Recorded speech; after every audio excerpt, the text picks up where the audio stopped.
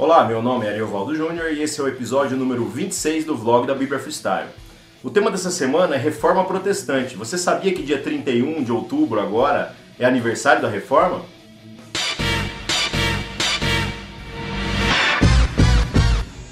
Muitas igrejas estão ocupando o púlpito agora nessa semana para falar sobre o dia das bruxas e as coisas do capeta e tudo mais.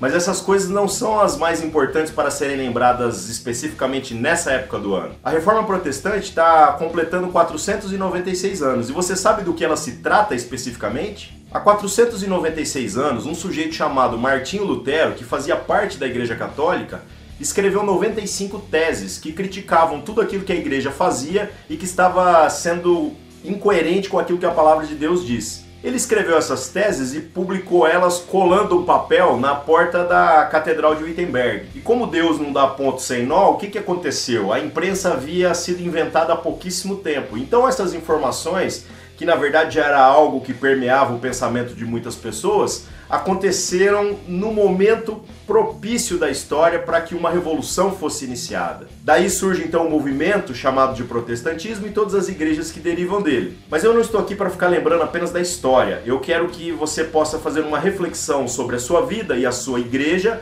para que a gente possa analisar até que ponto nós temos alguma coisa a ver com aquilo que são os fundamentos dessa reforma. Então vamos lá? A base da Reforma Protestante é o que nós chamamos de 5 solas, que são 5 frases latinas que foram criadas para deixar muito claro do que se tratava essa reforma. No ano passado, quando eu comentei isso pelo Twitter, muita gente disse assim, mas eu não sou calvinista para conhecer as 5 solas.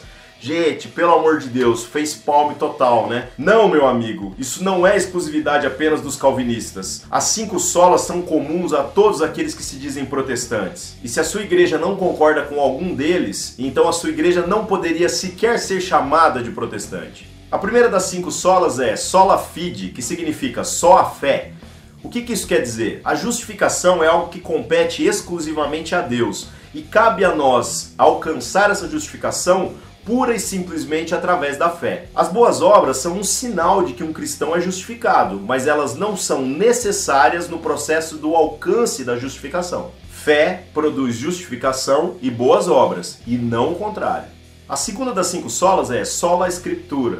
E o que ela significa? Significa que a Bíblia é a única palavra autorizada e inspirada por Deus e que serve como base para a vida do cristão. A Bíblia não necessita, inclusive, de outros adendos para que ela possa ser compreendida e interpretada. A Bíblia é capaz de explicar a si mesma. E se alguma coisa não se enquadra nas Escrituras, deve ser descartado completamente, pois isso não faz parte da revelação que nós chamamos de suficiente que está contida nas Escrituras. A terceira das 5 solas é solus Christus, e ela significa que entre Deus e os homens há apenas um mediador, Jesus Cristo. Nenhum outro homem, nenhum outro santo, nenhuma outra entidade, nem anjos, nem espíritos, nem nada. Apenas Cristo é o mediador entre Deus e os homens. Da mesma maneira, nós entendemos que todos os sacramentos que são necessários na vida do cristão para que ele expresse com fidelidade aquilo que vem a ser o conhecimento de Deus, também não são coisas exclusivas para determinados sacerdotes, pois entre Deus e o homem há apenas Cristo. Aquilo que nós chamamos de pastores, de bispos ou qualquer outro rótulo que você quiser utilizar,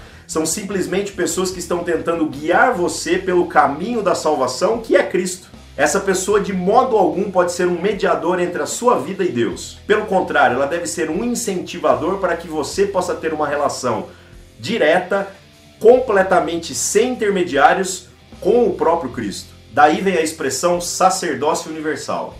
A quarta das 5 solas é conhecida por sola gratia. E o que significa? Somente a graça. Ou seja, a salvação é um favor imerecido. Você não precisa fazer absolutamente nada para que receba a salvação. Sabe aquele papo das indulgências que rolou na Idade Média e que hoje em dia muitos têm tentado prolongar a ideia, tentando fazer com que pessoas tragam ofertas especiais, sacrificiais, pessoas façam coisas assim que lhes custem muito para que possam alcançar o favor de Deus? Então, meu amigo, nada disso faz sentido. É somente pela graça mesmo. E se nós obtemos, alcançamos algum favor da parte de Deus, com certeza não é por merecimento, com certeza não é por esforço, não é por aquilo que nós somos, mas é porque Deus é bom e resolveu se mover na nossa direção antes que a gente pudesse fazer qualquer coisa. E a última das 5 solas é só lhe deu glória, que significa a glória somente a Deus. Isso significa que a nossa vida deve glorificar a Deus única e exclusivamente. Não devemos glória a homens, não devemos glória a padres, não devemos glória ao Papa, a pastores, a bispos, a nenhuma outra pessoa. Nenhum líder na vida da igreja merece glória. Mas se alguém é realmente digno de ser glorificado, de ter o reconhecimento por tudo aquilo que faz e por tudo aquilo que é, esse é Deus. Pare para pensar um pouquinho agora sobre aquilo que a sua igreja tem vivido. Será que essas 5 solas têm sido verdade no dia a dia? Será que as nossas igrejas ditas evangélicas podem ainda ser chamadas de protestantes? Que nós possamos continuar a obra dos reformadores, entendendo que a igreja deve estar em constante reforma e tudo aquilo que não se enquadrar na Escritura deve ser rejeitado, custe o que custar.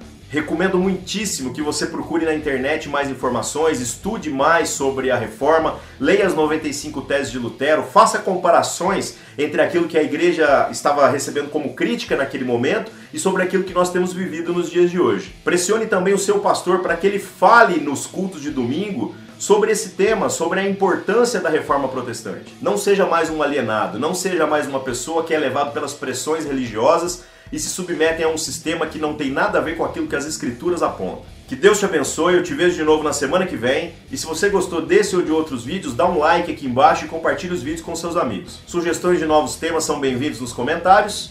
E eu te espero de novo na semana que vem, se Deus quiser.